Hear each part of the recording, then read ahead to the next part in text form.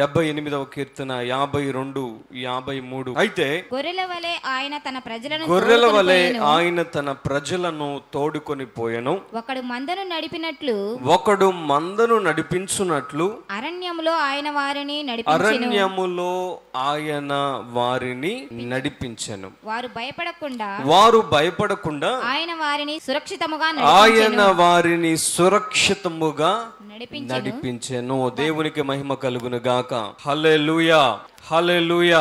ఇక్కడ చదవబడిన ఈ యొక్క లేఖనంలో మనం చూడగలిగితే ఇక్కడ దేవుడు పోషిస్తున్నటువంటి పాత్ర ఏంటో మనకు అర్థమవుతుంది. దయచేసి చెప్తారా, ఇక్కడ దేవుడు ఎలా కనపడుతున్నాడో చెప్తారా? ఇక్కడ ప్రభువు వారు, మనం ఆరాధించేటువంటి దేవుడు, ఆయన మన జీవితంలో ఎటువంటి పాత్ర ఆయన పోషిస్తాడో ఈ యొక్క 2 వచనాల్లో చాలా స్పష్టంగా పరిశుద్ధాత్మ దేవుడు రాయించారు. అదేమిటి అనంటే, మనం ఆరాధించేటువంటి దేవుడు ఆయన కాపరి గొర్రెలను ఏ విధంగా అయితే చూసుకుంటారో, ఏ విధంగా గొర్రెలకు ఒక కాపరి ఉంటారో, దేవుడు కూడా ఆయన ప్రజల పట్ల ఒక కాపరిలాగా ఆయన వ్యవహరిస్తున్నటువంటి విధానాన్ని ఈ సమయంలో మనం ఆలోచించాలి. ఇక్కడ రాయబడినటువంటి యొక్క కీర్తన ఇది హిస్టారికల్ సామ్. కారణం ఏంటి అంటే, ఇజ్రాయేలు ప్రజల యొక్క జీవిత చరిత్ర, వారి యొక్క జీవితాలలో జరిగిన ప్రాముఖ్యమైనటువంటి సంఘటనలన్నీ కూడా ఈ యొక్క కీర్తనలోనే ఆసాపు పొందుపరచడం జరిగింది. కాబట్టి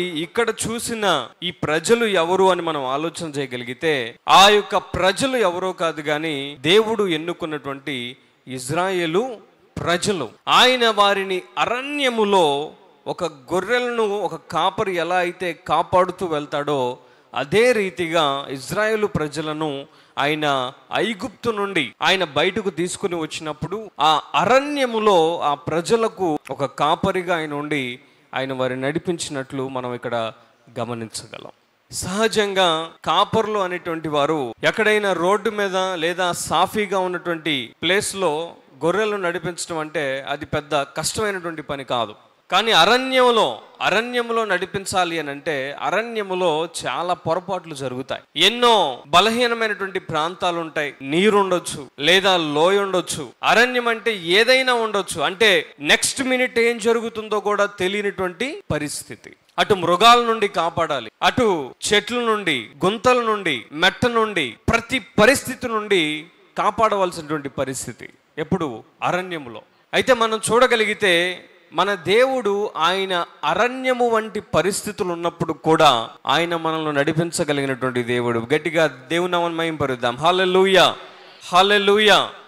అయితే ఇక్కడ చదివిన 2వ వచనము అంటే 53వ వచనంలో రాయబడి ఉన్న ఒక మాట ఏంటంటే, వారు భయపడకుండా ఆయన వారిని సురక్షితముగా నడిపించెను.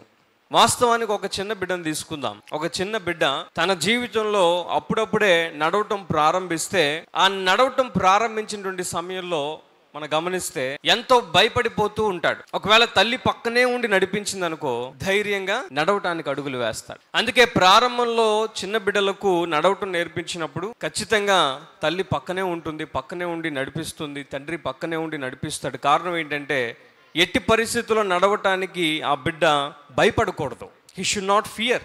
ఇతరుల వల్లే నడవాలి అని అంటే ముందు ధైర్యంగా పక్కన తల్లిదండ్రులు నిలబడాలి, వారు నడిపించాలి. అప్పుడు మాత్రమే అడుగు వేయటానికి ధైర్యం అనేది వస్తుంది. కాబట్టి ఎప్పుడైతే ఒక వ్యక్తి మనల్ని నడిపిస్తారో అప్పుడు మనలో ఉన్న భయాన్ని దూరపరుచుకుంటాం, ధైర్యాన్ని మనం సంపాదించుకుంటాం. ఈ రోజున దేవుని సన్నిధిలో ఉన్నావు కానీ దేని కొరకు నువ్వు భయపడుతున్నావో నాకు తెలీదు, దేని కొరకు నువ్వు ఆందోళన చెందుతున్నావో నాకు తెలియదు. కానీ ఈ సమయంలో దేవుడు నీతో చెప్తున్న మాట ఏంటి అని అంటే, నేను నిన్ను నడిపిస్తున్నాను. ఒక కాపరి ఎలా అయితే తన మందను, గొర్రెలను నడిపిస్తూ కాపాడుతూ ఉంటాడో, అట్టి రీతిగా మనం ఆరాధించేటువంటి దేవుడు ఆయన మనల్ని నడిపిస్తున్నటువంటి దేవుడుగా ఉన్నాడు. టర్కీ దేశంలో కొన్ని సంవత్సరాల క్రితం జరిగినటువంటి ఒక సంఘటన ఏంటి అని అంటే, దాదాపుగా అరణ్యములో 1500 గొర్రెలు లోయలోకి కిందకు పడిపోయాయి. గొర్రెలు అనగానే ఒకదాని తర్వాత ఒకటి వెనక ఫాలో అయిపోతూ ఉంటాయి. అయితే ఆ విధంగా 1500 గొర్రెలు లోయలో పడిపోయినాయట ఒక అరణ్యంలో, టర్కీ దేశంలో.